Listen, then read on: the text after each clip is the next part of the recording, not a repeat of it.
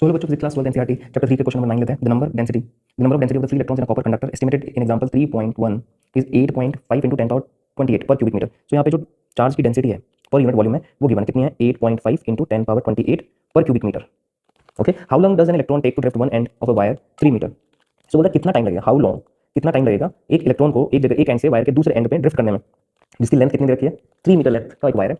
The area of cross section of the wire is given. So area दे रखा है, area is equal to 2 into 10 power -6 square metre and it's carrying a current of 3 ampere. और कितनी current carry कर रहा है 3 ampere जो है उसकी करंट को कैरी कर रहा है. ठीक है, तो हमें पूछा कितना टाइम लगेगा इतने डिस्टेंस को ट्रैवल करने में. तो हम लोग यहाँ पे क्या फाइंड आउट करेंगे, डिस्टेंस टाइम और स्पीड इन तीनों में रिलेशन होता है. और हमें यहाँ पे गिवन है करंट की वैल्यू गिवन है, एरिया गिवन है और नंबर ऑफ डेंसिटी चार्ज जो है वो गिवन है. तो हम लोग यहाँ से ड्रिफ्ट वेलोसिटी जो है वो फाइंड आउट कर लेंगे. तो क्या होगा उससे देखो.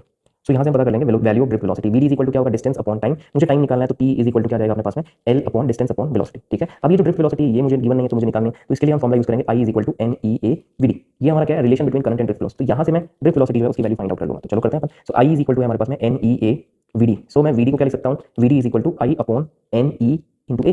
सो put the value of I n e. I की वैल्यू है हमारे पास में यहाँ पे 3 ampere. So 3 divided by n की वैल्यू है 8.5 into 10 power 28 इंटू एरिया है 2 into 10 power -6.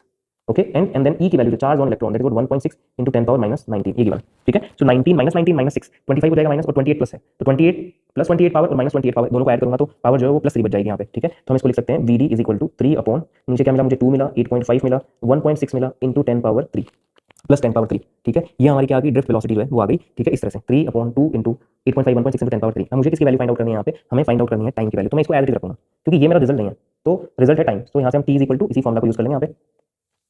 ठीक है, तो इसी को हम यूज करेंगे. टी इज इक्वल टू जाएगा डिस्टेंस अपॉन स्पीड.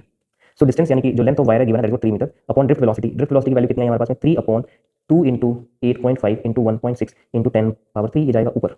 और यहाँ से हमारा 3 से 3 कैंसिल हो जाएगा. तो हमारे पास टाइम जो है वो आ जाएगा 2 इंटू 8.5 इंटू 1.6 इंटू 10 power 3. ये हमारे पास जो है टाइम की वैल्यू आ जाएगी. सो इसको मैं जब सिंप्लीफाई करूंगा तो हमें क्या मिल जाएगा, time is equal to on calculating this we get 2.7 into 10 power 4 seconds. ये इतना टाइम जो है चार्जेस को लगेगा उसकी एक एंड से दूसरे एंड पे पहुंचने पे. ठीक है, तो जो ड्रिफ्ट स्पीड होती है वो बहुत ही ज्यादा कम होती है 10 power -4 में होती है. ठीक है, बहुत ही ज्यादा कम वैल्यू होती है. तो चार्जेस का जो मोशन होता है बहुत स्लो होता है. ठीक है, इसलिए टाइम जो है वो काफी ज्यादा मिल रहा है. केवल 3 मीटर की डिस्टेंस जो है उसको ट्रैवल करने में इलेक्ट्रॉन्स को इतना टाइम लग जाएगा. तो इस तरह से हम लोग इस क्वेश्चन को सॉल्व कर सकते हैं. बहुत ही सिंपल सा क्वेश्चन है बट बोर्ड में ऐसा क्वेश्चन आया हुआ है सेम क्वेश्चन.